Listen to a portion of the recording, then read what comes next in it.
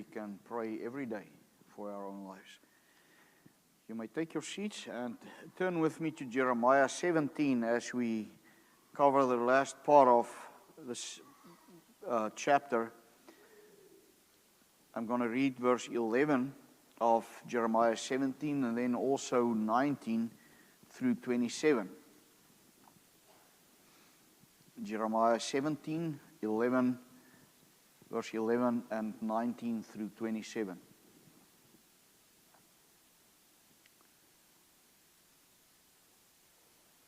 Once again, this is God's word. Like the partridge that gathers a brood that she did not hatch, so is he who gets riches, but not by justice. In the midst of his days, they will leave him. And at his end, he will be a fool. Thus says the Lord to me, go and stand in the people's gate by which the kings of Judah enter and by which they go out, and in all the gates of Jerusalem, and say, hear the word of the Lord, you kings of Judah and all the inhabitants of Jerusalem who enter by these gates. Thus says the Lord, take care for the sake of your lives, and do not bear a burden on the Sabbath day, or bring it in by the gates of Jerusalem. And do not carry a burden out of your houses on the Sabbath, or do any work, but keep the Sabbath day holy, as I commanded your fathers. Yet they did not listen or incline their ear, but stiffened their neck, that they might not hear and receive instruction.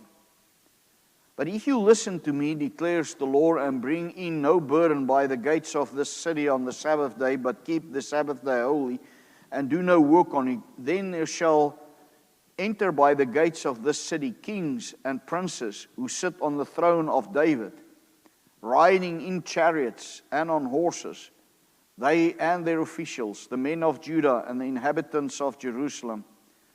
And this city shall be inhabited forever. And people shall come from the cities of Judah and the places around Jerusalem, from the land of Benjamin, from the Shephelah, from the hill country, and from the Negeb, bringing burnt offerings and sacrifices, grain offerings and frankincense, and bring thank offerings to the house of the Lord.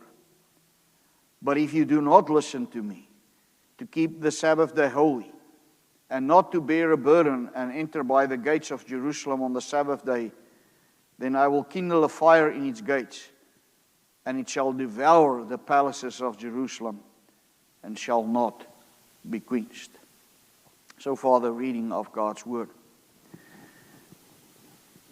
This is often a passage, beloved, in our Lord Jesus Christ that as New Testament believers we jump over, because we feel like it spoke about the Sabbath day is over.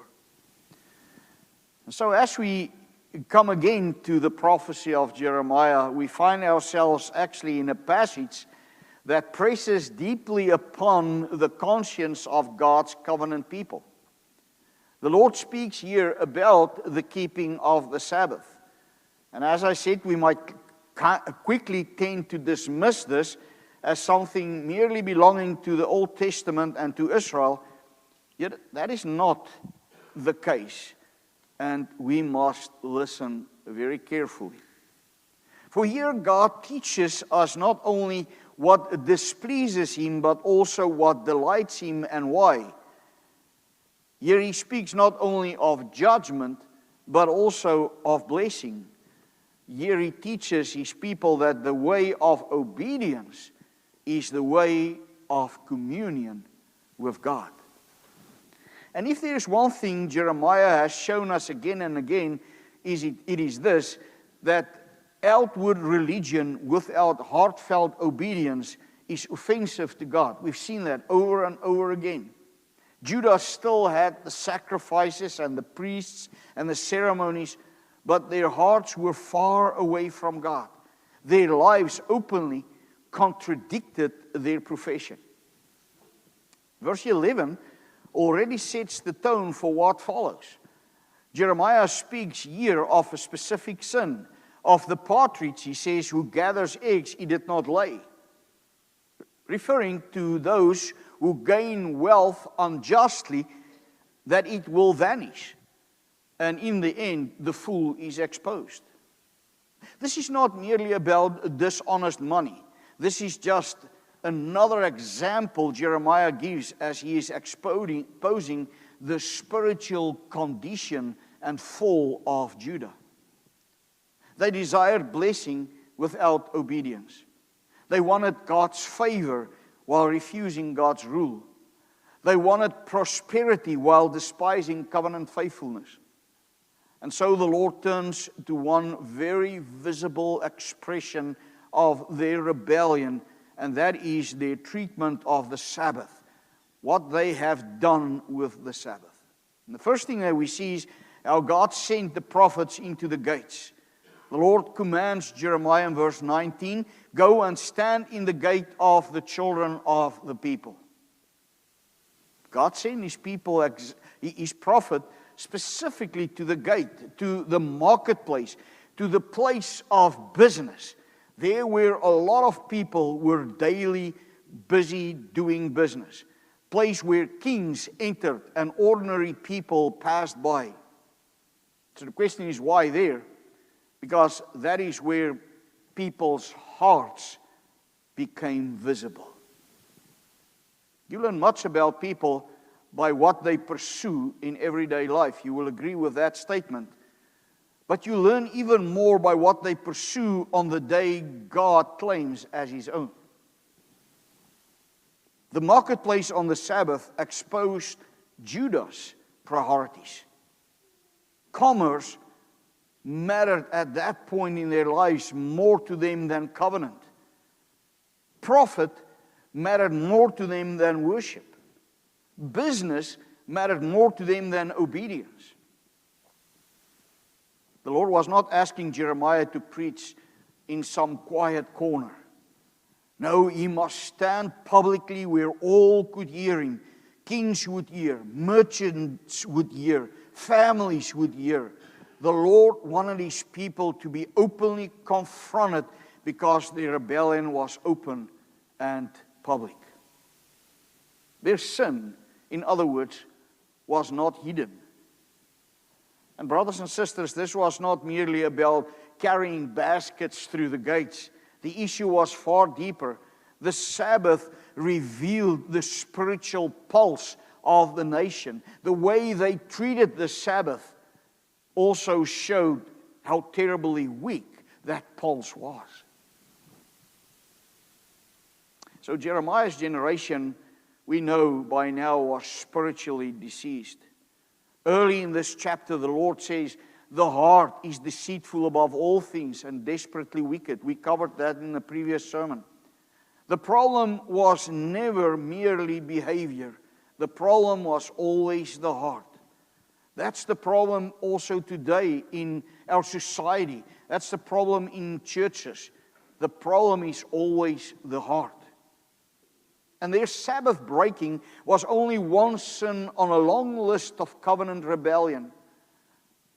Rebellion shown in idolatry, in injustice, in false worship, in making money in illegal ways, refusal to hear God's word, stubborn pride, and covenant unfaithfulness.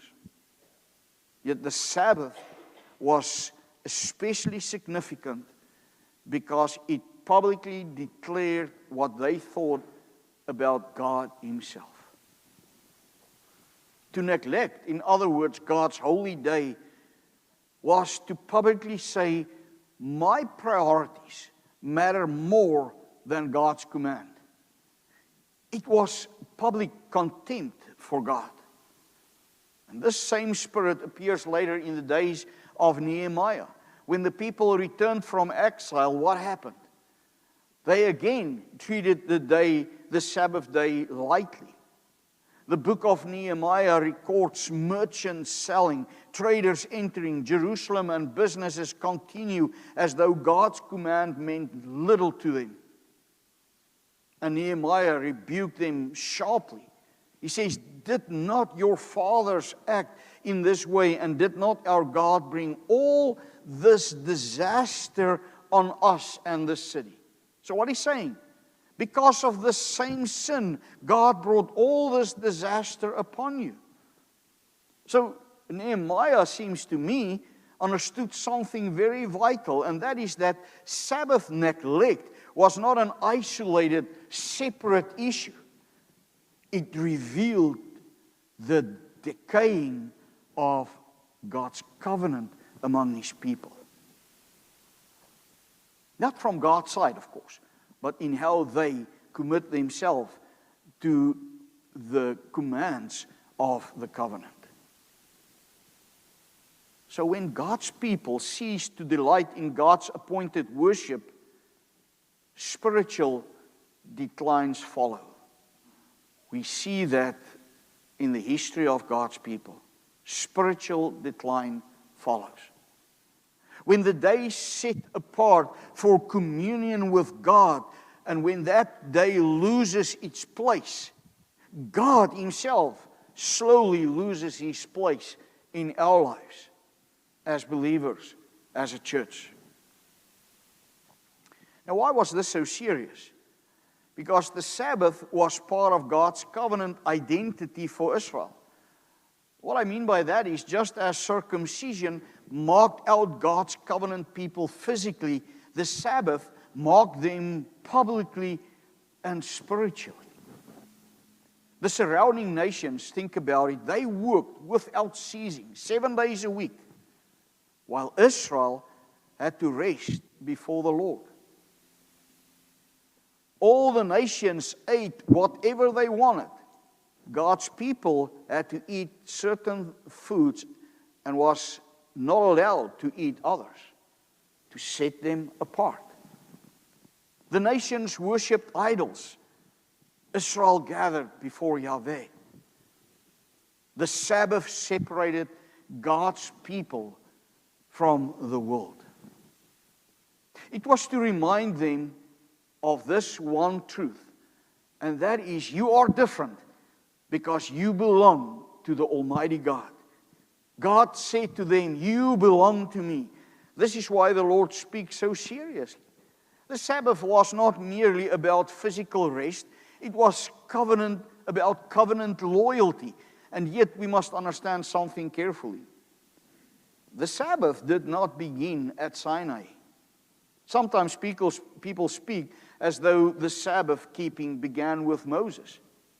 But Scripture teaches otherwise. In Exodus, you have listened again this morning to Exodus 20, the Sabbath command is rooted in creation. God says, for in 6 days the Lord made the heaven and the earth and rested on the 7th day. God Himself established the pattern at creation. The Sabbath belongs, in other words, not merely to Israel, but to creation itself. Why? What happened there? Because God created in 6 days, and then on the 7th day He rested. Not because He was weary, but because He delighted in His finished work and set before humanity a holy rhythm of work and worship and rest. And Israel was called to imitate God. We have to delight in God's finished work for us. But in Deuteronomy, the command receives another emphasis that basically emphasizes this truth even more. Because if you read in Deuteronomy chapter 6, the commandments, then you will see that the 4th commandment is actually motivated not in creation, but it's rooted in redemption. There it says, remember that you were slaves in Egypt.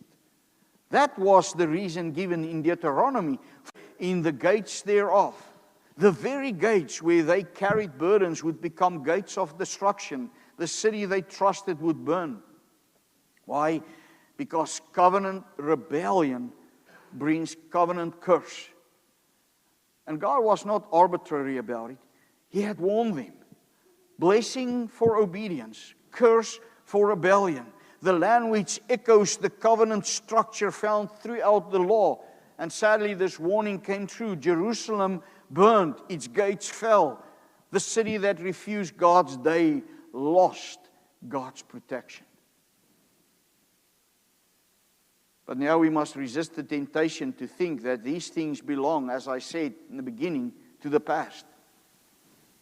True, we cannot face God's old covenant national judgments in the same way, but we may also not just dismiss it. Why? Because God still disciplines His church for taking the Lord's day lightly. A church that loses delight in worship loses a desire for community with God, and thus loses spiritual vitality. Families who neglect the means of grace weaken spiritually. Yes, when the Lord's day becomes ordinary, the soul will become spiritually dry. But the emphasis of our passage is not only warning. God graciously sets before His people blessing. If you go back to verse 24, 26, I reversed the two, it reveals at least three categories of blessings to us. The first, stability and preservation. It says kings would continue to enter Jerusalem, and they will sit on the throne of David. In other words, the covenant promises would be fulfilled eventually, as we know it has been in Christ Jesus. God promised preservation. Obedience brought covenant stability. Now, does this mean worldly prosperity in simplistic terms? Definitely not. But it does mean that we are part of God's kingdom in Jesus Christ, the King of all kings. And God ordinarily blesses faithful churches. Congregations centered upon worship, centered upon the Word of God and prayer and reverence are strengthened. God preserves them. Yes, He preserves His church through the ordinary means that He has appointed for them. But verse 26 also describes people bringing offerings to the house of the Lord as another blessing. We can say worship flourished. The temple remained active. God's people gathered, and this mattered deeply. For the Lord's day is first a day of worship, and we'll get to that in a little bit. The Puritans often called the Sunday the market day of the soul. Why? Because God richly feeds His people through the means of grace. We gather not merely from habit. We gather because God meets us, His people. Through teaching, He speaks. Through preaching, He speaks. Through prayer, He strengthens. Through fellowship, He encourages. Through the sacraments, He confirms the promises that He has given to us. It is a pity that the Westminster Confession of Faith still speaks of the Sabbath, while the New Testament only speaks of the Lord's Day. Nevertheless, the Westminster Confession beautifully teaches that this day is to be kept holy unto the Lord by resting from worldly employments and recreations, and devoting this day to public and private worship, except for works of necessity and mercy. How different this is from modern Christianity. Many ask these days, how little can I do? Scripture asks, how may I delight in God? Because the Lord's day is not a burden, it is a gift. And at the heart of all covenant blessing stands this reality, that God Himself dwells among His people. That is the deepest blessing. More than prosperity, more than stability, more than earthly success, we have communion with God. The Sabbath was a weekly invitation into covenant fellowship with God Himself. God is saying, come, delight in me. But how do we have to understand the relationship between the Sabbath now and the Lord's Day? Has the Sabbath disappeared? Why does the church no longer gather on the seventh day but on the first? I'm sure if you listen carefully when we read the commandments, I often have explained that on the fourth commandment. James Montgomery Boyce wisely observed that God Himself marked out the first day of the week with repeated acts of redemption. I've put that whole list of 11 things on the back of your bulletin. You can go and study it again this afternoon. I just summarize it quickly. Christ rose on the first day of the week. He appeared to His disciples on the first day. Again, He met them on the first day. The Spirit descended on the first day. The church was born on the first day, the New Testament church. Christians worshiped, broke bread, and gave offerings on the first day. And finally, Scripture itself calls it the Lord's Day. The Sabbath principle did not disappear, but it was crowned with the resurrection glory of Jesus Christ. And without a specific announcement that this day has changed now, God, through His acts, shows us the interpretation of the Sabbath, eventually in His own Son, Jesus Christ, who rose from the dead on the first day of the week. And from then on, the church celebrated the resurrection of Christ. And that is why the Westminster Confession teaches that from Christ's birth, the Sabbath changed from the last day of the week to the first day, because Christ finished a greater redemption. The old creation pointed forward. The new creation dawned in Jesus Christ. Now you might ask, what do we do on the Lord's Day? I think we must first remember that the Lord's Day is not chiefly about restrictions, because so easily we can fall in legalism. I think many of you have grown up with the idea that there are certain things that you don't do on a Sunday.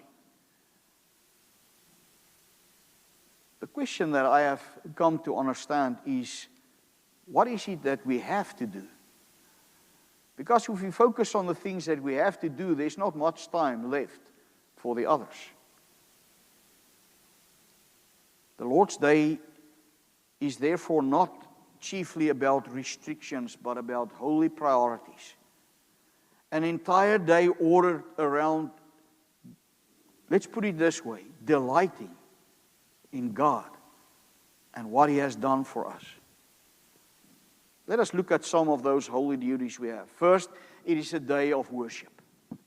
Public worship stands at the center. Not convenience, not preference, but worship.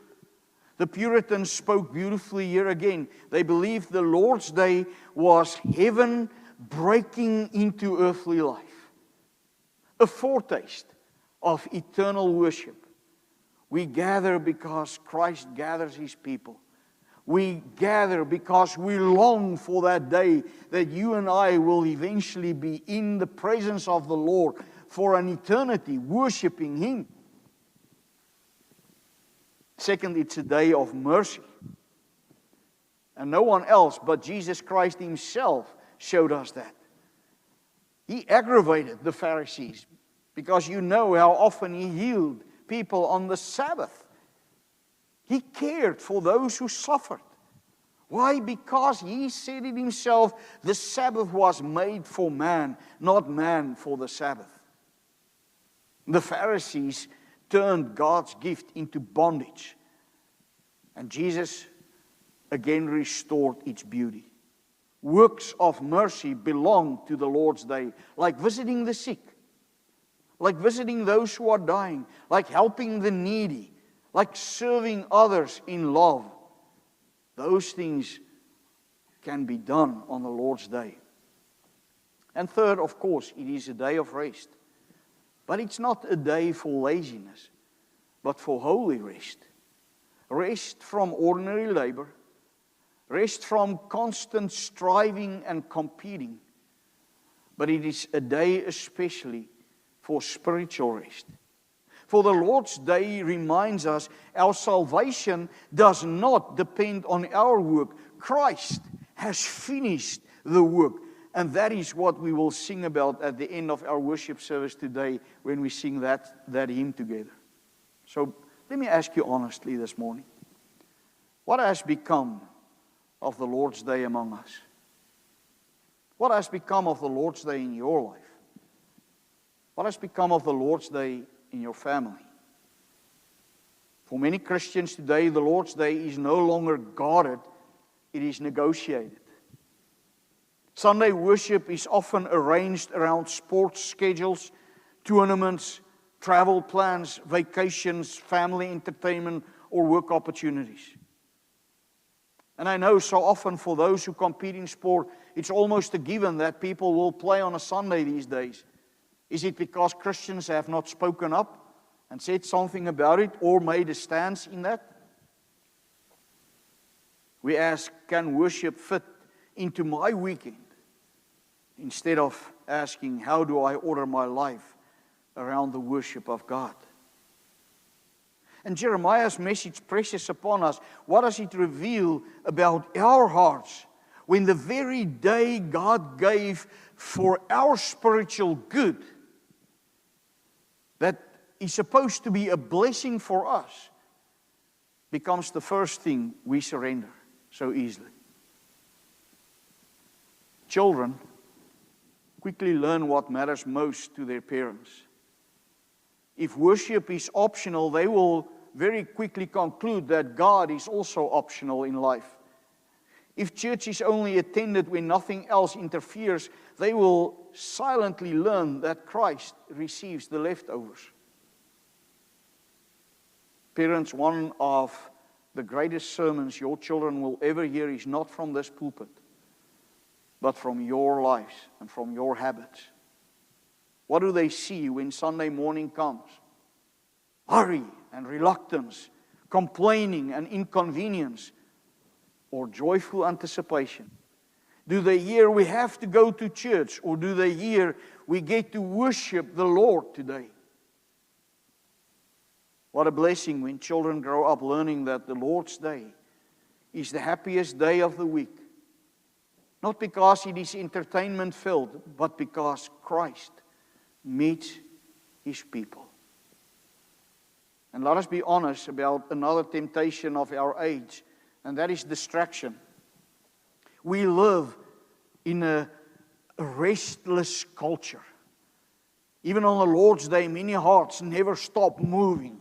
We scroll endlessly. We read every gossip story. We check emails. We write text messages. We think about work tomorrow. We plan our purchases.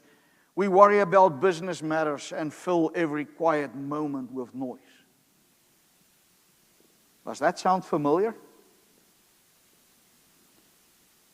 Yet the Lord graciously says to each and every one of us again this morning, stop. Rest. Worship. Be still before me.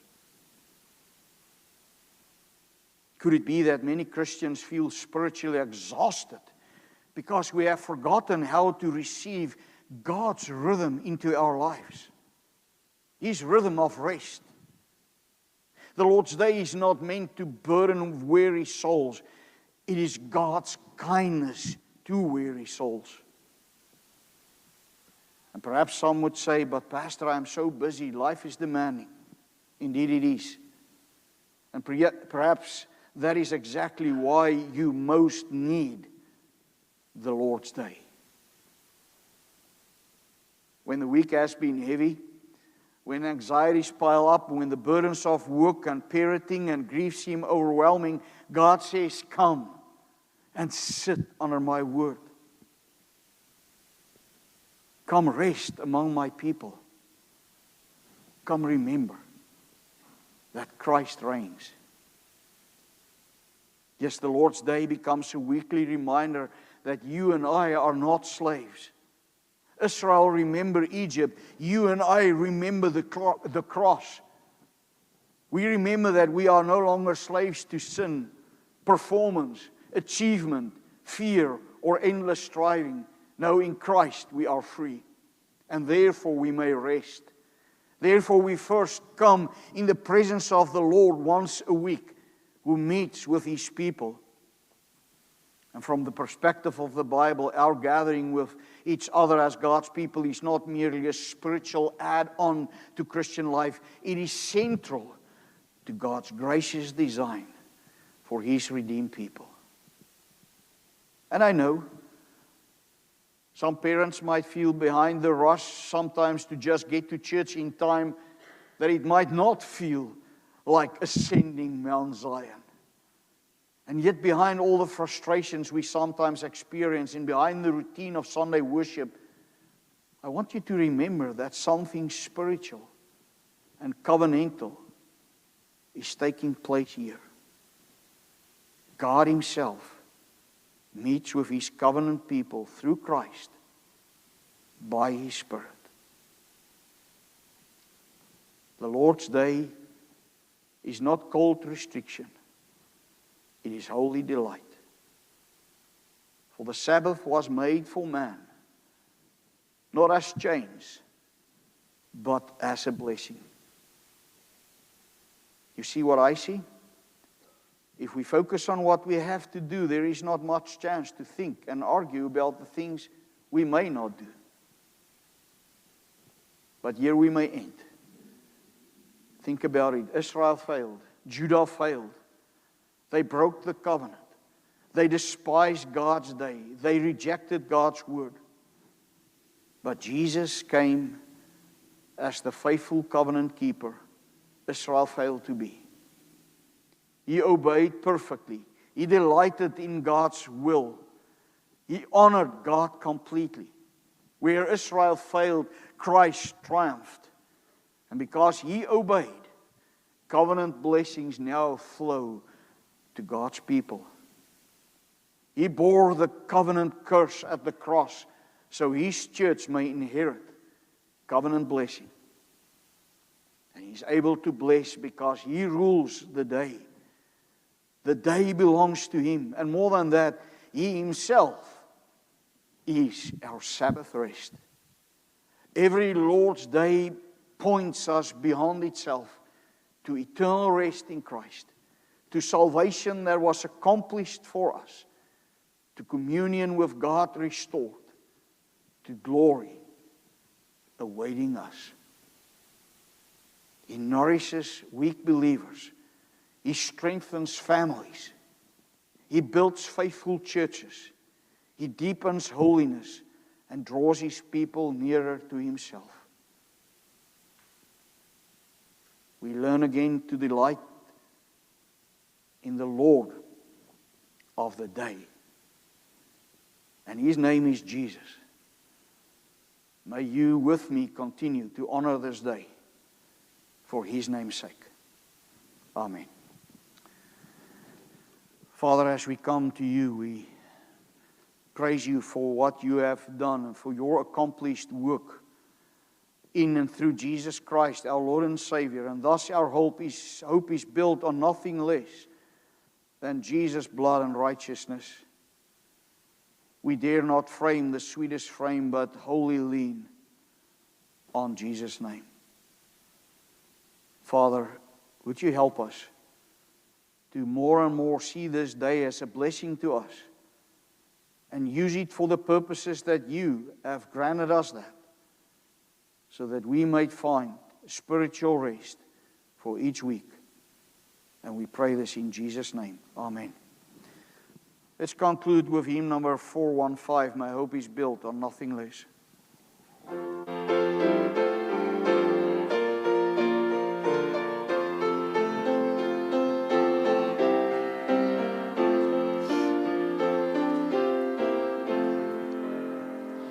My hope is built on nothing less than Jesus' blood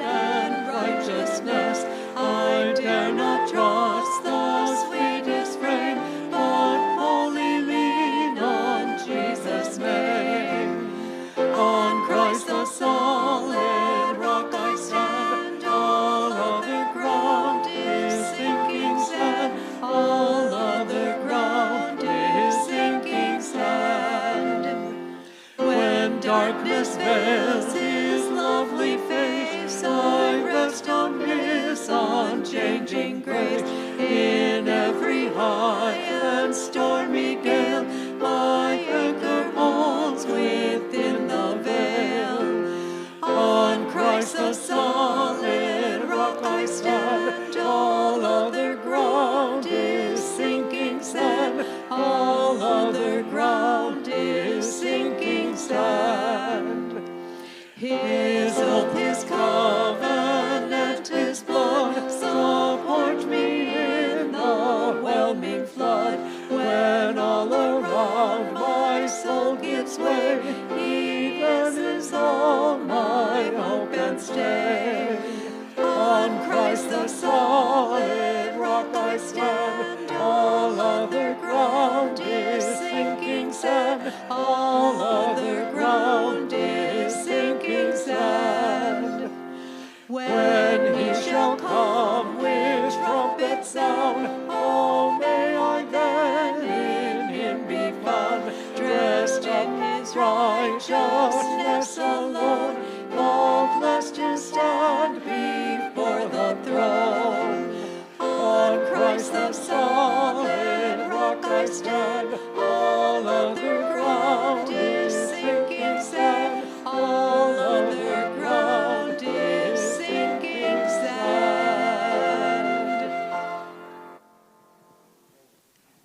Receive God's blessing and go from here in peace. Now may the Lord of peace himself give you peace at all times and in every way. The Lord be with you all. Amen.